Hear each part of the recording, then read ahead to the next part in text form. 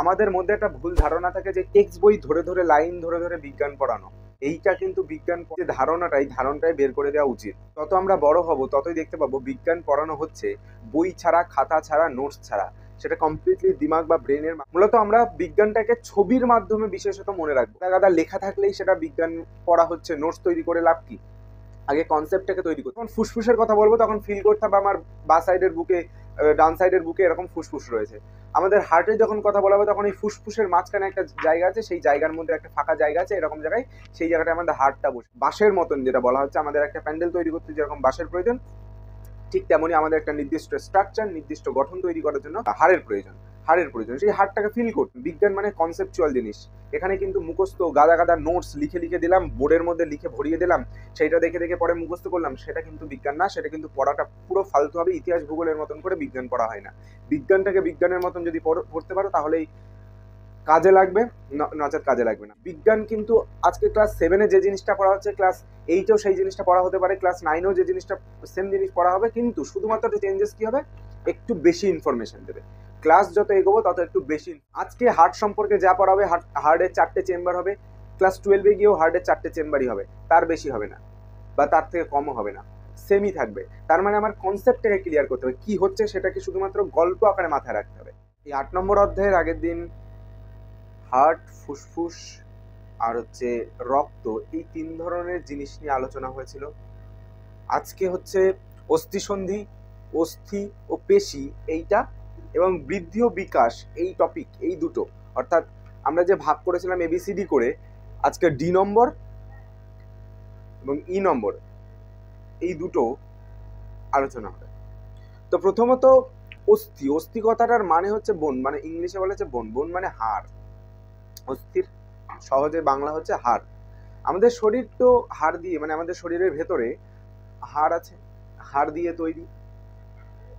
যদি হাড় দিয়ে তৈরি না হতো তাহলে আমরা এই যে সলিডলি দাঁড়িয়ে আছি, দাঁড়িয়ে থাকতে পারতাম না।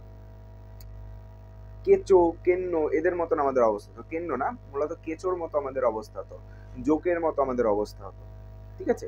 কিন্তু আমাদের হাড় আছে বলে আমাদের একটা স্ট্রাকচার আছে, আমাদের একটা গঠন আছে, নির্দিষ্ট একটা গঠন আছে। প্রত্যেকটা মানুষকে কিন্তু আমাদের এই সেম টাইপেরই দেখতে হয়, সেম টাইপের দেখতে হয়, কারণ মানুষের একটা নির্দিষ্ট গঠন আছে। এই গঠনটা পাচ্ছি কিসের জন্য? ভেতরে হাড় আছে, ভেতরে হাড় আছে। একটা প্যান্ডেল, কোন একটা প্যান্ডেল তৈরি করার জন্য আমরা প্যান্ডেলের যে বাইরে থেকে যে লুকটা দেখি, সেই সেই সেই কি বলে, বাইরের যে আমরা বাইরে থেকে যেটা দেখতে পাই, যে গঠনটা দেখতে পাই, সেই গঠনটা দেওয়ার জন্য ভেতরে কিন্তু বাঁশ লাগানো হয়। ঠিক তেমনি আমাদের শরীরের একটা নির্দিষ্ট গঠন দেওয়ার জন্য ভেতরে হাড় লাগানো আছে। তো সেই হাড়টা বা অস্থিটা সম্পর্কে একটু জানতে হবে। আমরা যদি একটা মানুষের ছবি আঁকি, তাহলে মানুষের মাঝ বরাবর যে হাড়গুলো থাকে, একটা মানুষের যদি ছবি আঁকা, এই মানুষের ছবিটাকে দেখতে হেভি লাগছে না? এই যে মানুষের ছবিটা আঁকা হয়েছে, এই মানুষের ছবি দেখে আমরা হাড়ের কোন হাড়কে কি বলা হয় সেটা শিখবো।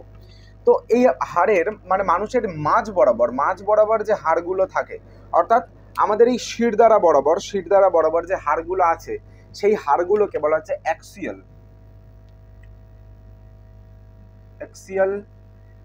স্কেলিটন। হলো। একে বাংলাতে বলা হয় অক্ষীয় কঙ্কাল। অক্ষীয় কঙ্কাল। তো এই মাঝ বরাবর যে হাড়, সেই হাড়টাকে বলা হয় অ্যাক্সিয়াল স্কেলিটন, বা বাংলায় বলা হয় অক্ষীয় কঙ্কাল। ঠিক আছে? আর এই মাঝখান বাদ দিয়ে সাইডের যে হাড়গুলো, মূলত এই হাত আর এই পা, এই হাত ও পায়ের যে হাড়গুলো, সেই হাড়গুলোকে বলা হয় অ্যাপেন্ডিকুলার স্কেলিটন। তাই আমি নির্দেশ করে দিলাম জাস্ট হাত ও পাকে।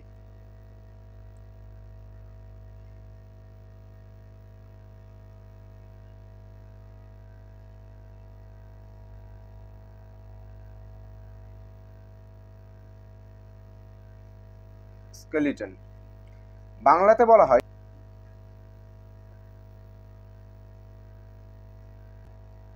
কঙ্কাল।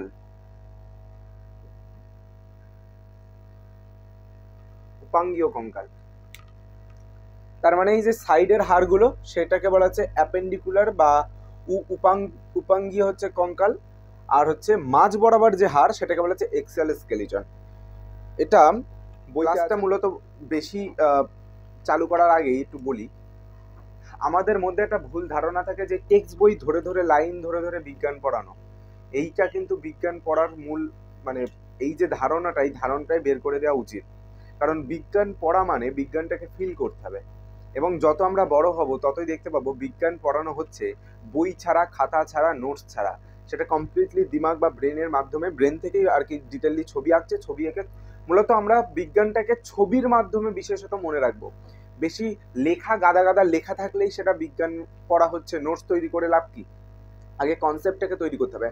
আমি যখন ফুসফুসের কথা বলবো তখন ফিল করতে হবে আমার বা সাইডের বুকে, ডান সাইডের বুকে এরকম ফুসফুস রয়েছে। আমাদের হার্টের যখন কথা বলা হবে তখন এই ফুসফুসের মাঝখানে একটা জায়গা আছে, সেই জায়গার মধ্যে একটা ফাঁকা জায়গা আছে, এরকম জায়গায় সেই জায়গাটায় আমাদের হার্টটা বসে আছে। রক্তের কথা বলা হলে তখন আমরা মনে করবো যে সারা শরীরেই রক্ত বয়ে চলে, যেটা আমরা কেটে গেলে দেখতে পাই। তো এই ফিল করতে হবে। হাড়ের কথা যখন বলা হচ্ছে তখন আমরা বুঝতে পারছি যে আমাদের ভেতরে শক্ত যে জিনিসটা আছে, বাঁশের মতন যেটা বলা হচ্ছে, আমাদের একটা প্যান্ডেল তৈরি করতে যেরকম বাঁশের প্রয়োজন, ঠিক তেমনি আমাদের একটা নির্দিষ্ট স্ট্রাকচার, নির্দিষ্ট গঠন তৈরি করার জন্য হাড়ের প্রয়োজন। সেই হাড়টাকে ফিল করতে হবে। এইভাবে বিজ্ঞান মানে ওই পরিষ্কার বললাম, বিজ্ঞান মানে কনসেপচুয়াল জিনিস। এখানে কিন্তু মুখস্থ গাদা গাদা নোটস লিখে লিখে দিলাম, বোর্ডের মধ্যে লিখে ভরিয়ে দিলাম, সেটা দেখে দেখে পরে মুখস্থ করলাম, সেটা কিন্তু বিজ্ঞান না। সেটা কিন্তু পড়াটা পুরো ফালতু হবে। ইতিহাস ভূগোলের মতন করে বিজ্ঞান পড়া হয় না। বিজ্ঞানটাকে বিজ্ঞানের মতন যদি পড়তে পারো তাহলেই কাজে লাগবে, নচেত কাজে লাগবে না। এই যে জিনিসটা পড়ানো হচ্ছে, এই জিনিসটাই ক্লাস 11-12 গিয়ে আবার পড়া হবে, আবার ক্লাস 10-এও বোধহয় আছে। তো তার মানে একই জিনিস। বিজ্ঞান কিন্তু আজকে ক্লাস 7-এ যে জিনিসটা পড়া হচ্ছে ক্লাস 8-এও সেই জিনিসটা পড়া হতে পারে, ক্লাস 9-এও যে জিনিসটা সেম জিনিস পড়া হবে, কিন্তু শুধুমাত্র একটা চেঞ্জেস কি হবে, একটু বেশি ইনফরমেশন দেবে। ক্লাস যত এগোবো তত একটু বেশি ইনফরমেশন দেবে, এই হচ্ছে ডিফারেন্স। বিজ্ঞানে আর কোনো ডিফারেন্স নেই। এখানেও আজকে হার্ট সম্পর্কে যা পড়াবে, হার্টের 4টে চেম্বার হবে, ক্লাস 12-এ গিয়েও হার্টের 4টে চেম্বারই হবে, তার বেশি হবে না বা তার থেকে কমও হবে না, সেমই থাকবে। তার মানে আমার কনসেপ্টটাকে ক্লিয়ার করতে হবে, কি হচ্ছে সেটাকে শুধুমাত্র গল্প আকারে মাথায় রাখতে হবে, তাহলেই পারা যাবে, না হলে পারা যাবে না। কনসেপ্টটাকে ক্লিয়ার করার পরে গাদা গাদা তখন কোশ্চেনটাকে দেখলে আমরা সহজে বুঝতে পারবো, আর যদি না বুঝে পড়ি তাহলে গেল। তো মধ্যে কথা হলো, যেটুকু এইটুকু পড়ানো হয়েছে সেটা হচ্ছে আমাদের এই পুরো বডির মধ্যে দু ধরনের হাড় দেখতে পাচ্ছি। মাঝ বরাবর যে হাড়গুলো সেটাকে বলা হচ্ছে এক্সিয়াল স্কেলিটন বা অক্ষীয় কঙ্কাল, আর সাইডের যে হাড়গুলো সেই সাইডের হাড়কে বলা হচ্ছে এপেন্ডিকুলার স্কেলিটন বা উপাঙ্গীয় কঙ্কাল। এই হচ্ছে হয়ে গেল। এইবার এরপর যেটা জানতে হবে সেটা হচ্ছে এক্সিয়াল স্কেলিটন এবং অ্যাপেন্ডিকুলার স্কেলিটন এই দুটোকে জুড়ে রাখছে এই জায়গাটা মানে হাতের কাছটা, পায়ের কাছটা, দুপাশেই হাতের কাছটা, পায়ের কাছটা, এই দু জায়গায় জুড়ে রাখে।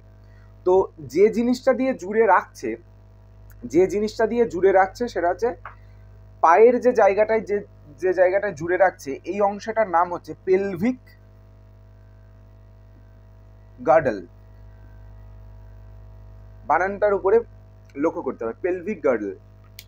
এর বাংলা মনে হয় নেই, এটাকে পেলভিক গার্ডেলই বলা হচ্ছে। পেলভিক গার্ডেলই উচ্চারণ করে বাংলায় পয়কার লপেল ভয়রিক পেলভিক গার্ডেল এইভাবে বাংলায় লেখা হচ্ছে।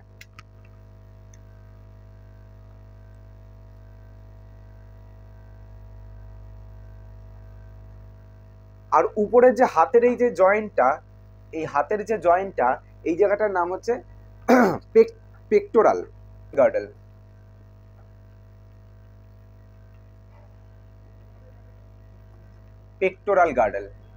এই হচ্ছে ডিফারেন্স হলো। তার মানে আমাদের এইটার নাম হচ্ছে পেক্টোরাল গার্ডেল, এটার নাম হচ্ছে পেলভিক গার্ডেল। তার মানে গার্ডেলের দুটো অংশ, একটা পেক্টোরাল আর একটা হচ্ছে পেলভিক, একটা পেক্টোরাল আর হচ্ছে পেলভিক, এই হচ্ছে গার্ডেলের দুটো অংশ। ঠিক আছে, এইটুকু ইনফরমেশন জানা হলো। এরপর যেটা জানবো সেটা হচ্ছে হাড়। আমরা জানি যে আমাদের ছোটবেলায় একদম বাচ্চা বয়স, একদম মানে সবে জন্ম নিয়েছে এরকম বাচ্চা, হাড়ের মানে আমাদের বাচ্চা শরীরে হাড় থাকে প্রায় 300টা, কিন্তু সেটা ধীরে ধীরে জোড়া লেগে যায়। জোড়া লেগে 206টা হাড়ে এসে পরিণত হয়। 206-এর বেশি আর হাড় হয় না বা তার থেকে আর কমে না। তো যেটা বলা হলো সেটা হচ্ছে বোন বা হাড় হচ্ছে টোটাল কটা বলা হলো, 206 পিস। আমাদের পুরো শরীরে 206টা হাড় আছে। বোন মানে হাড়। তো 3 ধরনের হাড় আমাদের আছে, 3 ধরনের আমাদের হাড় আছে। আমরা বলেই দিয়েছি, একটা এক্সিয়াল স্কেলিটন, তো এখানটায় বলবো এক্সিয়াল বোন, এবং 2 নম্বর হচ্ছে অ্যাপেন্ডিকুলার বোন,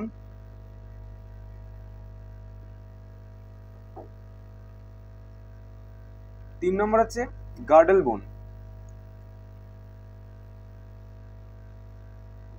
এই গার্ডেল বোনকে আবার দুটো ভাগে ভাগ করা হয়, একটা পেক্টোরাল,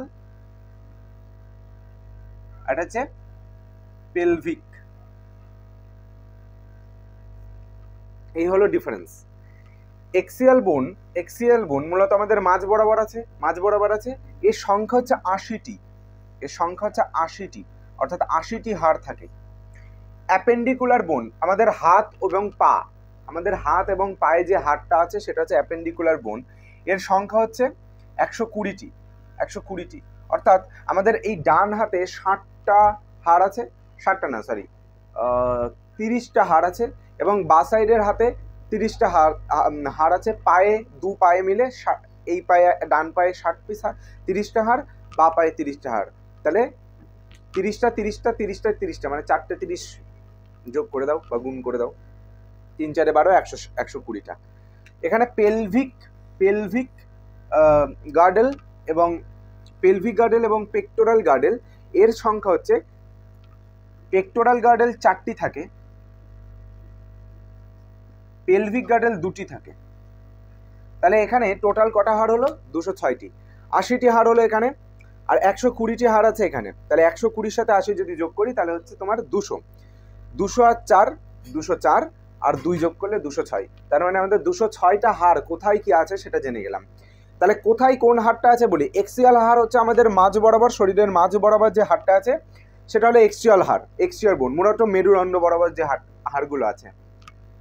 অ্যাপেন্ডিকুলার বোন বা অ্যাপেন্ডিকুলার যে হাড়গুলো সেটা কোথায় থাকে? 120টা থাকে, 2 হাত 2 পা এই 2 জায়গায় আছে। আর গার্ডেল বোন এটা হচ্ছে মূলত জয়েন্ট করে, এই জায়গাটা এই হাতের এখানটায় জয়েন্ট করছে, এই হাতের এখানটায় জয়েন্ট করছে, আমাদের পার এখানটায়, মাজার এই জায়গাটায়, নিচ থেকে কোমরের এখানটা, ওই জায়গা থেকে দুপাশের দুটো ঠ্যাংটাকে জুড়ে রেখেছে এই পেলভিক গার্ডেল, আর এই পেক্টোরাল গার্ডেলটা আমাদের দুটো হাতকে জুড়ে রেখেছে। এই হচ্ছে ব্যাপার, আর কিছুই তো নেই। তো এই পেক্টোরাল গার্ডেল 4টে হাড় হয়, দুটো করে বলা যায়, আর পেলভিক গার্ডেলে একটা করে 2 হয়। ঠিক আছে, এই হচ্ছে হাড়ের সংখ্যা এবং হাড়ের কোথায় কোন হাড়টা আছে সেটা বলা হলো। এরপর যেটা জানতে হবে একটু এই অ্যাপেন্ডিকুলার বোন সম্পর্কে একটু জানবো। অ্যাক্সিয়াল বোন সম্পর্কে এখন জানার কোনো প্রয়োজন নেই, গার্ডিয়াল বোন সম্পর্কে একটু টুকিটাকি জানবো, তো সেটা পরে হচ্ছে। আগে প্রথমত অ্যাপেন্ডিকুলার বোন সম্পর্কে একটু জানতে হবে। আর এখানে যে এত প্রত্যেকটা হাড় সম্পর্কে ডিটেইললি বলা হয়েছে এটা একটু মাথায় রাখা ভালো, তাহলে আমরা কনসেপচুয়ালি এগোতে পারবো। নয়তো ওই আন্তাবড়া মুখস্থ করে যেতে হবে। 206 পিস হাড় আছে, কোথায় কি আছে অত জানার দরকার নেই, 206টা হাড় আছে ওই রকম জানা হবে। অ্যাপেন্ডিকুলার স্কেলিটন মানে আমাদের হাত ও পায়ের হাড় সম্পর্কে জানতে হবে। তো আমরা একটা হাতের, যদি এই পাশের হাতের যে হাড়গুলো আছে, এখানকার হাড়ের যে নাম, এখানকার হাড়ের যে নাম, এখানকার হাড়ের যে নাম, সেই এক পাশের হাড়ের সম্পর্কে যদি আমরা জেনে নিতে পারি তাহলে আর এক পাশের নামগুলো সেম, তো এইটা আর ওইটা একসাথে জানা হয়ে যাচ্ছে। ঠিক আছে, তার মানে একটা হাতের নাম সম্পর্কে জানলে হয়ে যাবে, একটা পায়ের নাম সম্পর্কে জানলে হয়ে যাচ্ছে। তো বাঁ সাইডে আমরা হাত সম্পর্কে জানবো, হাতের কোন জায়গার কোনটার নাম। তো প্রথমত এরকম একটা হাড় আছে, হাতের মধ্যে সবথেকে বড় হাড়। তারপরে এরকম এই জায়গায় 2টো হাড় আছে,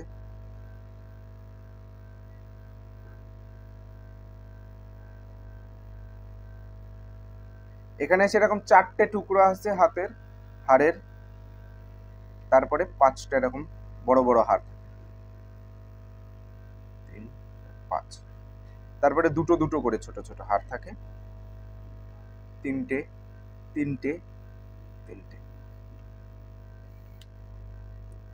দেখো এই হাড়ের এই জায়গার হাতের, এটা কিন্তু আমরা হাত সম্পর্কে দেখছি, তো হাতের এই জায়গার যে বড়, সব থেকে বড় যে হাড়টা দেখতে পাচ্ছি, এই হাড়টার নাম হচ্ছে হিউমেরাস।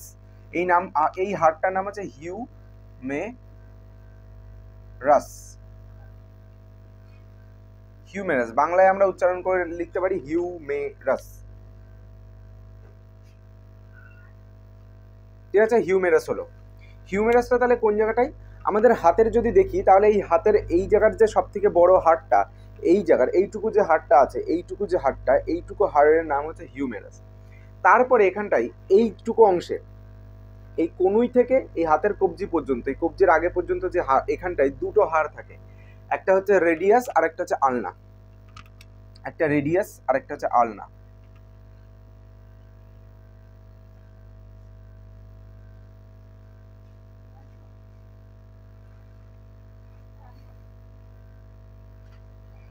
তো তাহলে কি বলা হলো, এই সব থেকে যে বড় হাড়টা সেটার নাম হচ্ছে হিউমেরাস এইটা।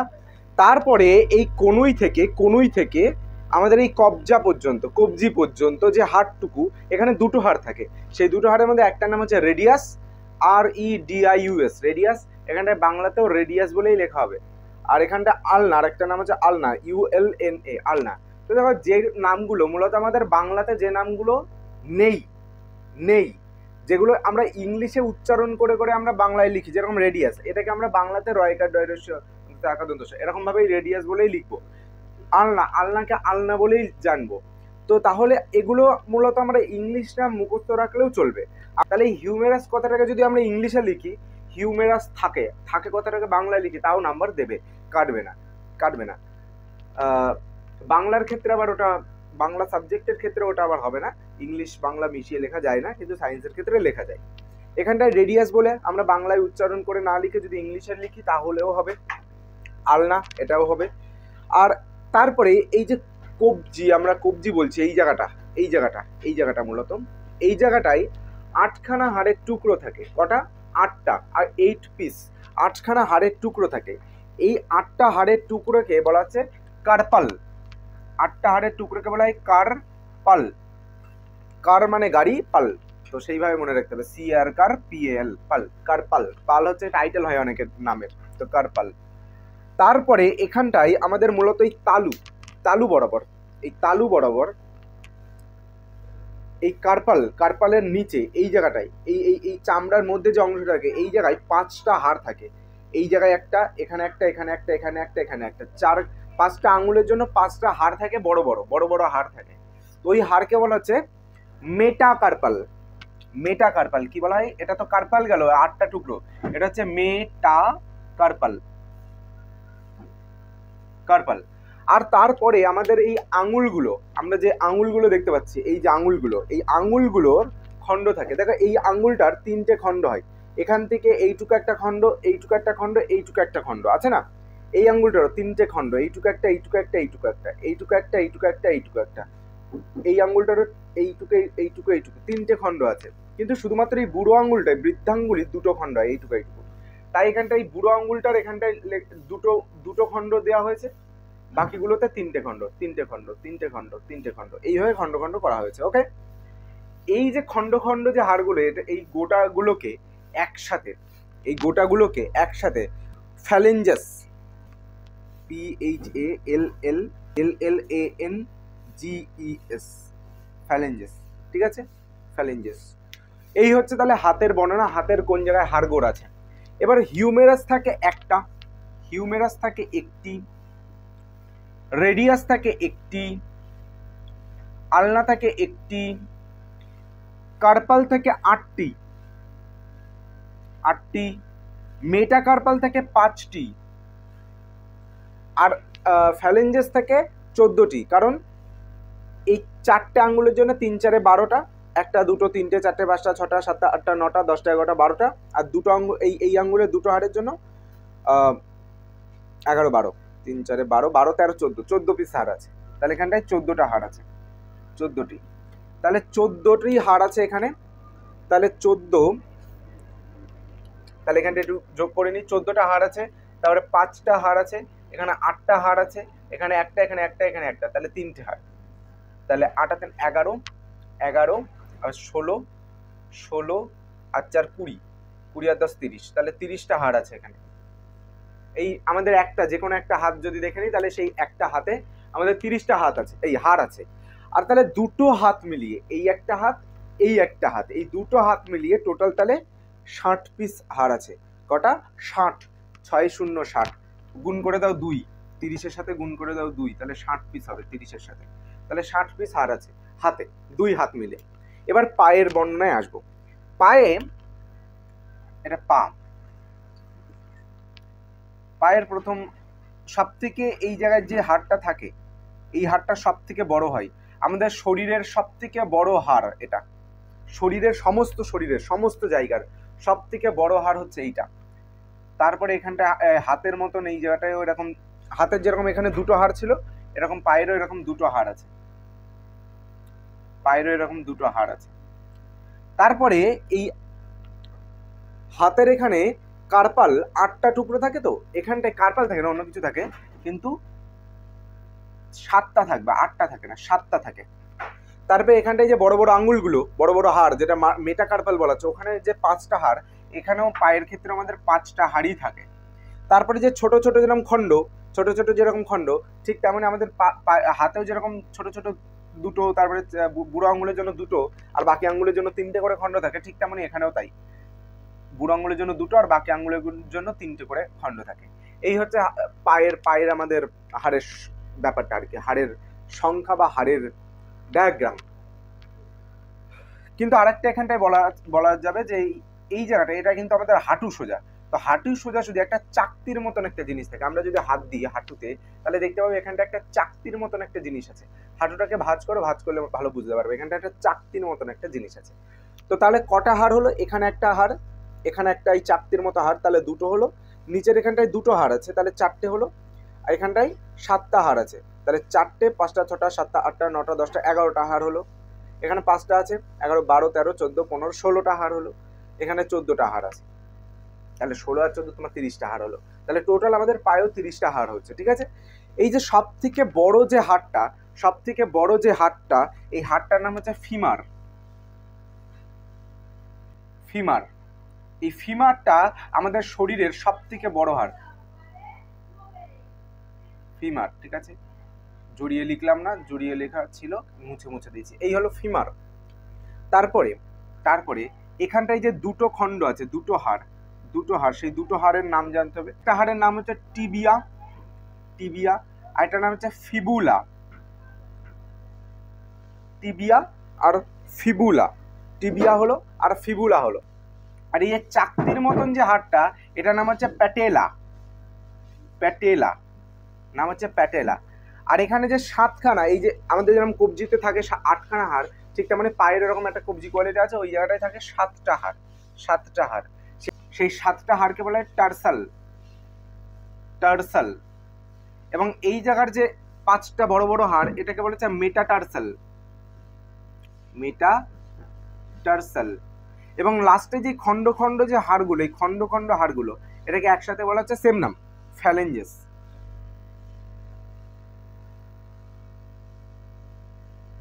এই হচ্ছে ব্যাপার আমাদের হাড় সম্পর্কে হয়ে গেছে। তাহলে এখানটাও আমাদের 30টা হাড় আছে, তাহলে 30টা, এক পায়ে যদি 30টা হাড় হয় আর একটা পায়েও 30টা হাড় আছে, তাহলে টোটাল 60খানা হাড় আছে।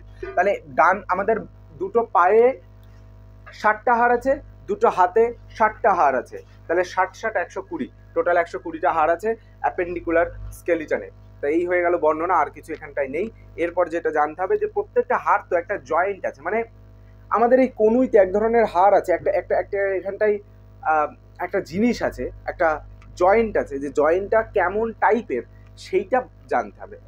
কারণ আমাদের এই হাতের জয়েন্টটা কিন্তু, আমরা এই কনুইয়ের এই জয়েন্টটা এমন সিস্টেমে আছে যেটাকে এইটুকু ফোল্ড করা বেশি আর করতে পারবো না, পেছন দিকে কিন্তু বেঁকাতে পারবো না। কিন্তু আমাদের এই হাতের এই জায়গাটায়, কাঁধের এখানটায়, যেটা এই হাতের এই জায়গাটায় এমন একটা জিনিস আছে যেটার জন্য আমরা পুরো হাতটাকেই ঘোরাতে পারবো কিনা, কি কারণে হচ্ছে, কি জিনিস আছে, সেটাই এবার জানতে হবে। এখানটায় তোকে বলে দিই, অস্থি সন্ধি। অস্থি মানে তো হাড়, আর সন্ধি মানে যেখানটায় যুক্ত হচ্ছে, অর্থাৎ দুটো অস্থি, এই একটা অস্থি, দুটো অস্থি যেখানটায় মিশছে, সেই দুটো জায়গায় যেখানটায় জয়েন্ট হচ্ছে, বাংলায় বলা হয়, ইংলিশে বলা হবে, তো সেই জায়গাটাকে বলা হচ্ছে অস্থি সন্ধি। অর্থাৎ দুটো হাড়ের যে সংযোগের স্থল, সেটা হচ্ছে অস্থি সন্ধি হচ্ছে, ঠিক আছে। তো এই অস্থি সন্ধির এই দুটো হাড়ের যে জয়েন্টটা, সেই দুটো হাড়ের জয়েন্টে এক ধরনের সুতোর মতো বা দড়ির মতন এক ধরনের জিনিস দিয়ে এই হাড় দুটোকে পেঁচানো থাকে, হাড় দুটোকে পেঁচানো থাকে, যেটাকে বলা হচ্ছে লিগামেন্ট, যেটাকে বলা হচ্ছে লিগামেন্ট। কি বলা হয়? লিগামেন্ট। আর লিগামেন্টের মতন একটা জিনিস থাকে, সেটা হচ্ছে টেন্ডন। টেন্ডন যেটা এই হাড় দুটোকে জয়েন্ট করছে তা না, পেশির সাথে, পেশির সাথে, পেশি, পেশি কোনটা? মাসল। আমরা এখনো পড়িনি, পড়বো। এই হাতের এই জায়গাটা আমরা যদি ধরি, এই জায়গাটা দেখতে পাবো শক্ত শক্ত একটা মাসল আছে, শক্ত শক্ত একটা মাংস আছে। সেই শক্ত শক্ত মাংস যেটা, ওটাই হচ্ছে আমাদের পেশি। পেশি মূলত একটু ব্রাউন ব্রাউন কালারের হয়, ঠিক আছে, কালচে বাদামে একটু কালারের হয়, কালচে বাদামে। তো এই পেশিটার সাথে হাড় যুক্ত থাকে, যুক্ত করে দেয় টেন্ডন। টেন্ডনের কাজ ওটাই, মূলত টেন্ডন হচ্ছে ওটাই। টেন্ডন হচ্ছে ওই দড়ির মতনই, লিগামেন্টের মতনই, কিন্তু লিগামেন্টের থেকে একটু উন্নত, একটু শক্তপোক্ত, যেটা যে কোনো কি বলবো, যে কোনো হার্ডি কাজকে ইজিলি আর কি ধরে রাখতে পারে, ইজিলি আর কি ওই হাড়টার থেকে ছিঁড়ে যেতে বাধা দেয়। শক্তপোক্ত একটা জিনিস, শক্তপোক্ত একটা দড়ি, ঠিক আছে, সেটা হলো আমাদের টেন্ডন। নামটা তো বলছি, লিখি বানানটাকে, এখানটায় লিখছি টেন্ডন, এ হলো টেন্ডন। তাহলে টেন্ডন আর লিগামেন্ট আমি আর লিখছি না, এই দুটো জিনিস টেন্ডন আর লিগামেন্ট সম্পর্কে লেখার মতন আর কিছুই নেই। ওই বললাম যে কম লিখে যতটা ছবির মাধ্যমে মনে রাখবো ততটা আমাদের সুবিধাজনক, যতটা ছবির মাধ্যমে নিজের মধ্যে ফিল করো ততটাই আমরা বিজ্ঞানটাকে ভালোভাবে বুঝবো, ভালোভাবে জানবো, এবং ইজিলি বিজ্ঞানটার প্রতি ইন্টারেস্ট বাড়বে, নচেত বাড়বে না। এই হলো ব্যাপার, এই হলো ব্যাপার। এবার পেশি, আচ্ছা আরেকটু অস্থিসন্ধি ব্যাপারটা আরেকটু আছে, যেটা বলা হলো ওই জয়েন্টের জায়গাগুলো কেমন টাইপের হয় সেটা একটু জানতে হবে। অস্থিসন্ধিকে আমরা তিনটে ভাগে ভাগ করতে পারি। কাকে বললাম? এই অস্থিসন্ধিকে আমরা 3 ভাগে ভাগ করতে পারি। সচল অস্থিসন্ধি, অচল অস্থিসন্ধি, সচল সন্ধি।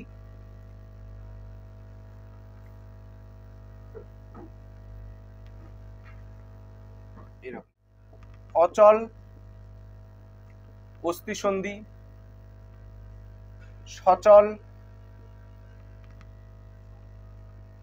অস্থিসন্ধি, আর একটা হচ্ছে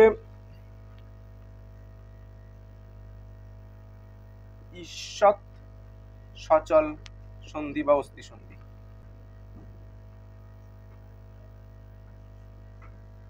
ব্যাপারটা কি?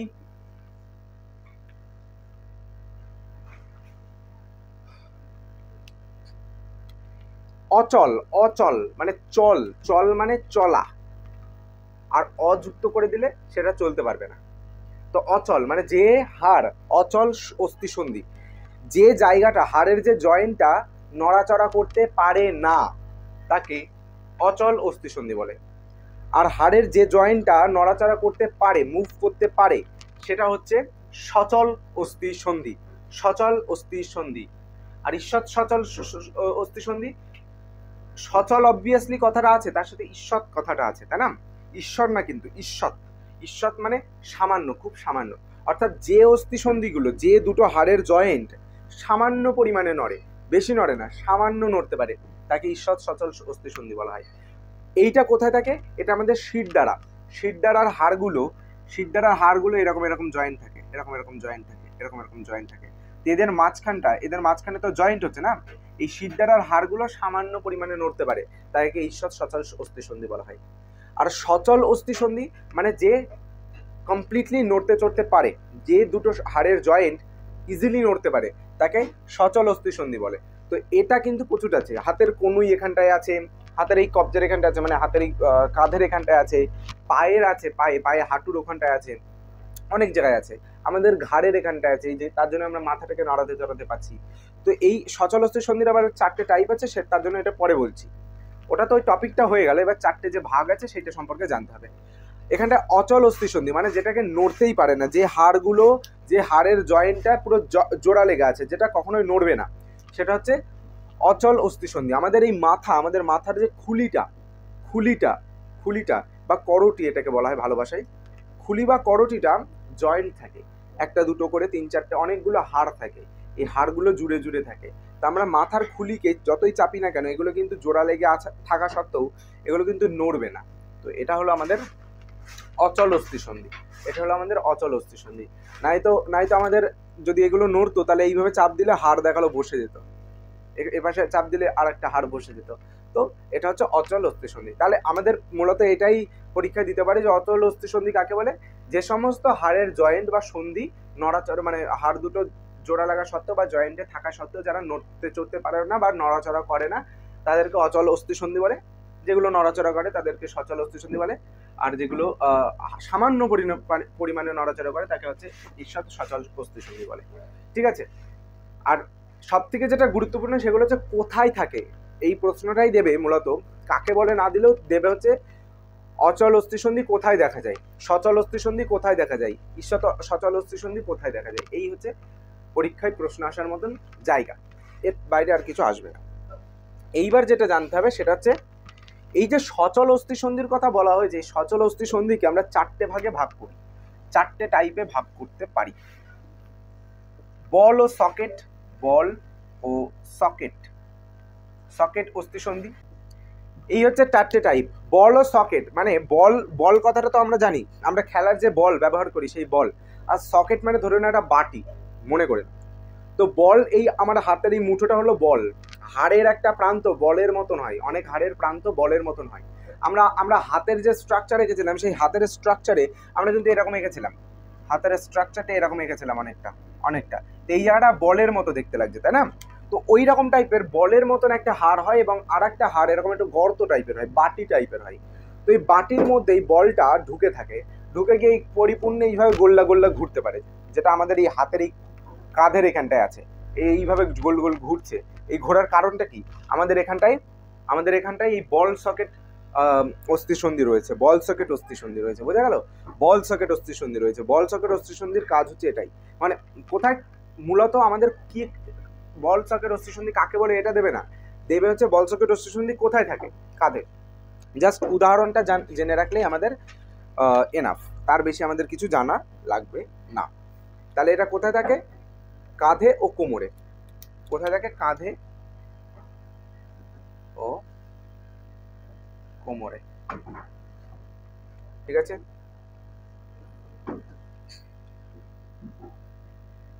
হিঞ্জ বা,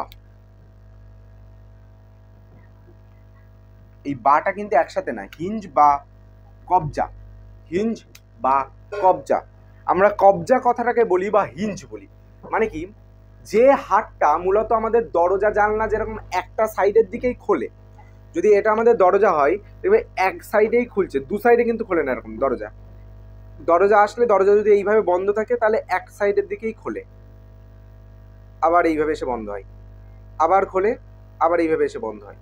তো এই দরজা খোলা বা বন্ধ হওয়ার জন্য একটা নির্দিষ্ট একটা কবজা টাইপের লাগানো হয়। দেখবে দরজার যেখানটায় জয়েন্ট আছে, দুটো দেওয়ালের সাথে যে দরজাটা জয়েন্ট আছে ওখানটা একটা কবজা থাকে। তো এই কবজার মতন আচরণ করছে, অর্থাৎ একদিকে ছাড়া দুদিকে বেঁকবে না, একদিকে ছাড়া দুদিকে বেঁকবে না, একদিকেই বেঁকবে।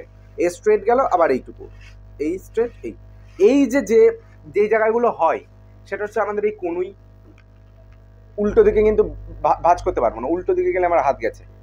আমাদের হাঁটুতে এইটা আছে, অর্থাৎ হাঁটুকে আমরা একদিকে ভাঁজ করতে পারবো, দুদিকে ভাঁজ করতে পারবো না। তো ওই যে জায়গাগুলো যেটা থাকে সেটা হচ্ছে হিঞ্জ বা কবজা। তো এটা উদাহরণ আমাদের হাঁটু বা কনুই ও হাঁটু। ঠিক আছে, হাঁটুতে ও কবজাতে থাকে, কনুইতে থাকে। আর ওটা আছে পিভট সন্ধি। পিভট সন্ধিটা হচ্ছে, পিভট সন্ধি হচ্ছে ধরো এইটা একটা হাড় আছে, এইটা একটা হাড়, এই হাড়ের মধ্যে আর একটা এইভাবে একটা গোল্লা হাড় যেটা এর মধ্যে ঢুকে যায়। তো এই হাড়টা হচ্ছে পিভট হাড়। এবার এই উপরের যে হাড়টা এটা এইভাবে ঘুরতে পারে, ঠিক আছে। এই জিনিসটা কোথায় থাকে, আমাদের কাঁধে, আমাদের এই ঘাড়ে, কাঁধে না ঘাড়ে। মূলত আমাদের এই যে ঘাড়টাকে এইভাবে ঘোরাতে পারি, ওই জায়গাটা আমাদের ওইরকম একটা স্ট্রাকচারের একটা হাড় আছে, এরকম একটা হাড় আছে। তাহলে এটা যদি বলে যে পিভট সন্ধি কোথায় থাকে, তাহলে বলবো আমরা পিভট সন্ধিটা তাহলে মেরুদণ্ডের 2 নং কশেরুকা অক্ষত থাকে।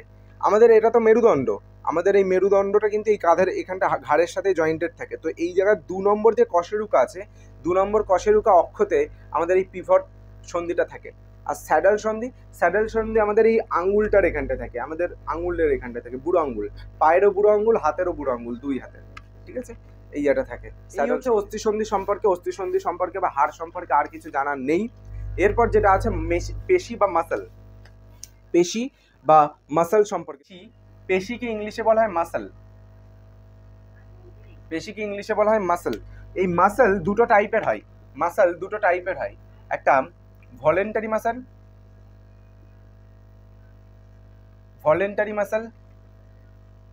আর একটা হচ্ছে ইনভলেন্টারি মাসল।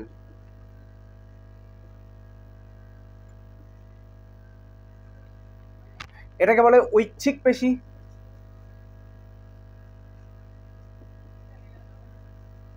আর অনৈচ্ছিক পেশি।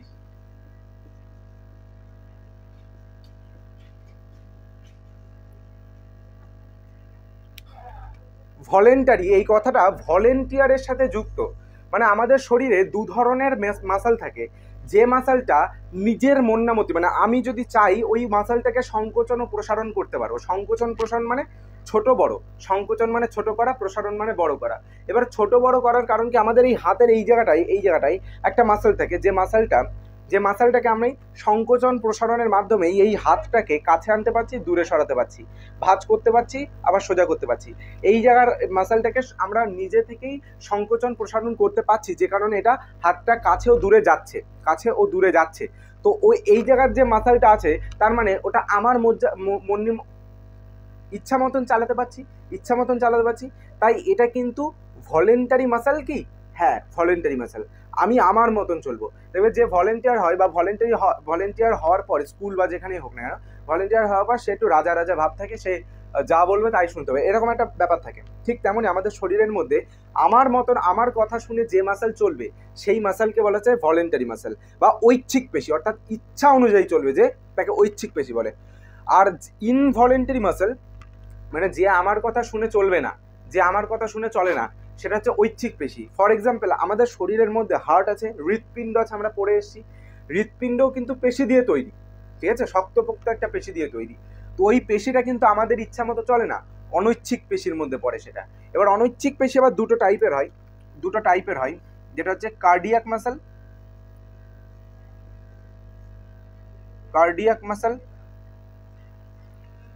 আর একটা হয় সেটা হচ্ছে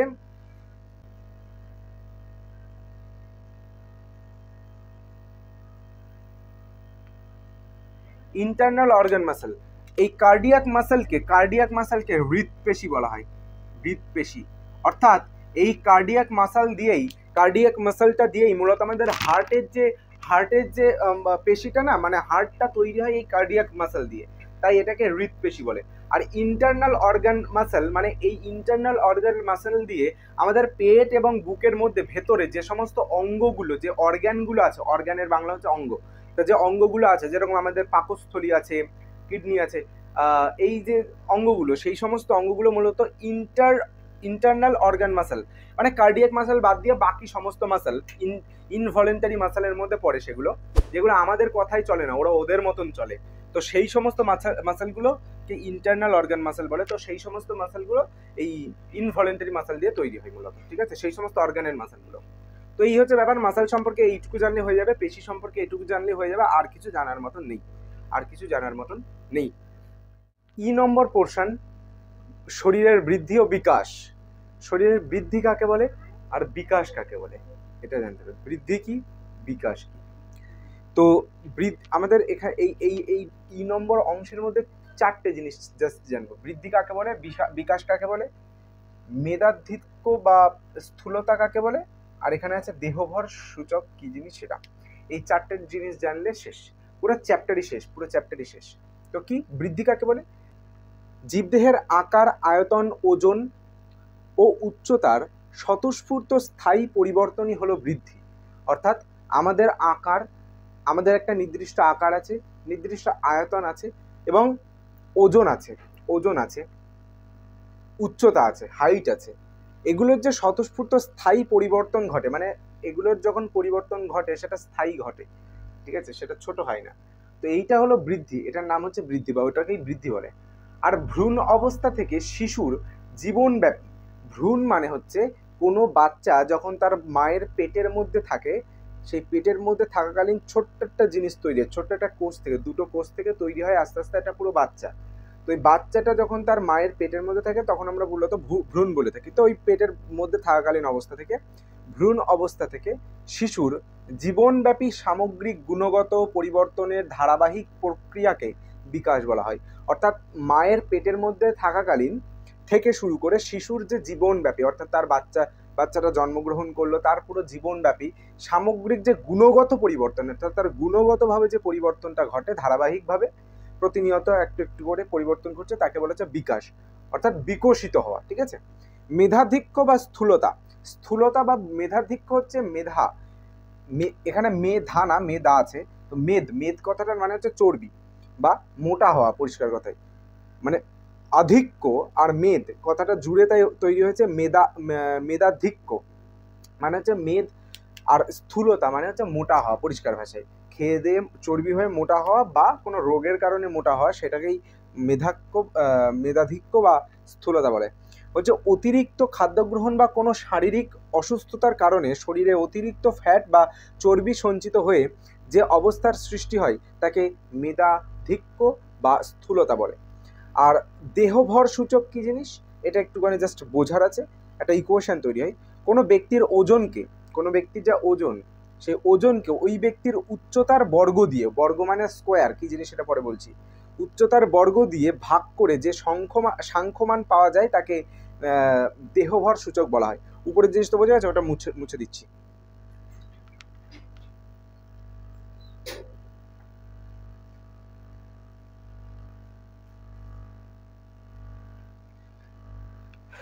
তো বলছে ওজনকে দিয়ে ওই ব্যক্তির উচ্চতার বর্গ দিয়ে ভাগ করা হলে, তার মানে ওজন উপরে বসলো আর নিচে হচ্ছে তার উচ্চতা মানে তার হাইটটা, সে কতটা লম্বা সেটা, তাহলে উচ্চতার বলেছে বর্গ, বলেছে উচ্চতার বর্গ দিয়ে, বর্গ মানে স্কোয়ার, মানে এই পুরোটার স্কোয়ার, মানে এই পুরো লেখাটার মাথায় একটা 2 বসছে। স্কোয়ার মানে কি, যদি দুইয়ের মাথায় না, ধরো 4-এর মাথায় 4 না 3 দিলাম, 3-এর মাথায় যদি 2 থাকে তাহলে বোঝায় যে 3 একবার এইভাবে 3কে 2বার গুণ করা হয়েছে, 3-এর সাথে আরেকটা 3-এর গুণ হয়েছে, এই হচ্ছে ব্যাপার। তাহলে 3 3কে 9, 3-এর স্কোয়ারের ভ্যালু হচ্ছে 9। যদি 5-এর স্কোয়ার করে তাহলে 5 2বার গুণ, মানে 5 5 25। যদি 4-এর স্কোয়ার হয় তাহলে মানে 4 4 16, এরকম হয়। তাহলে ওজনের উচ্চতার স্কোয়ার মানে উচ্চতা গুণ উচ্চতা আছে, ঠিক আছে, উচ্চতা গুণ উচ্চতা আছে। আর এটা কিসের জিনিস বের করা হচ্ছে, দেহ ভর সূচক, তাই এখানটা দেহ ভর সূচক বলে লেখা হবে, সূচক। এই কোয়েশনটাই লেখা হয়েছে, এটাই লেখা হয়েছে এখানটাই। আর এখানটা একটা লাইন লিখে দেওয়া হয়েছে, বলছে স্বাভাবিক উচ্চতার ক্ষেত্রে দেহভর সূচক 18.5 মানে 18.5 থেকে 25-এর মধ্যে থাকে সাধারণ, ঠিক আছে, দেহভর সূচকটা 18.5 থেকে 25-এর মধ্যে থাকে, 25-এর মধ্যে থাকে। এই লেখাটাই হয়তো এই জায়গাটায় লাইটের রিফ্লেকশন পড়ছে, যাক সংখ্যাটা বোঝা গেলেই হলো, সংখ্যা বোঝা যাচ্ছে। তো এইটুকু সম্পর্কে জানলে হয়ে যাচ্ছে, তার মানে আমাদের এখানে 5টা জিনিস সম্পর্কে জানলাম এই পুরো চ্যাপ্টারের মধ্যে। কি জেনেছি, 1 নম্বর হচ্ছে ফুসফুস সম্পর্কে জেনেছি, তারপরে রক্ত সম্পর্কে জেনেছি, তারপরে হার্ট বা হৃৎপিণ্ড সম্পর্কে জেনেছি, তারপরে তোমার হচ্ছে পেশি, হাড়গোড় এই সমস্ত সম্পর্কে জানা হয়েছে, এবং লাস্ট যে অংশটা সেটা হচ্ছে শরীরের বৃদ্ধি ও বিকাশ। তো শেষ চ্যাপ্টার পুরো। এবার এই চ্যাপ্টারে বিভিন্ন ভিভিআই প্রশ্নগুলো আছে, সেই প্রশ্ন যদি চাই তাহলে একটা ক্লাস দিয়ে দেবো। তো এই হচ্ছে ব্যাপার, যা যা বলা হয়েছে এর মধ্যে থেকেই মূলত প্রশ্ন যা আসার, এর মধ্যে থেকেই প্রশ্ন থাকবে, এর বাইরে থেকে আসবে না। আরো এক্সট্রা বলা হয়েছে যেগুলো কোনো বইতেই নেই, সেগুলো এক্সট্রা ভাবে বলে দেওয়া হয়েছে, কিন্তু জেনে রাখা ক্ষতি নেই। এবার দেখো অনেকে মনে করবে যে এক্সট্রা জেনে আমার লাভ কি, বুঝতে সুবিধা হবে 1 নম্বর কথা, যেভাবে বোঝানো হয়েছে। আর 2 নম্বর, এক্সট্রা জেনে রেখে ক্ষতি নেই, কারণ এটা 2 বছর পরে আবারও পড়তে হবে, এই জিনিসই একটু বেশিভাবে পড়তে হবে, তো সেই বেশিভাবে এখনই জানানো হয়েছে, ডিফারেন্স কিছুই হবে না, ঠিক আছে, আর কোনো ক্ষতি হবে না, লাভ না হলেও ক্ষতি হবে না।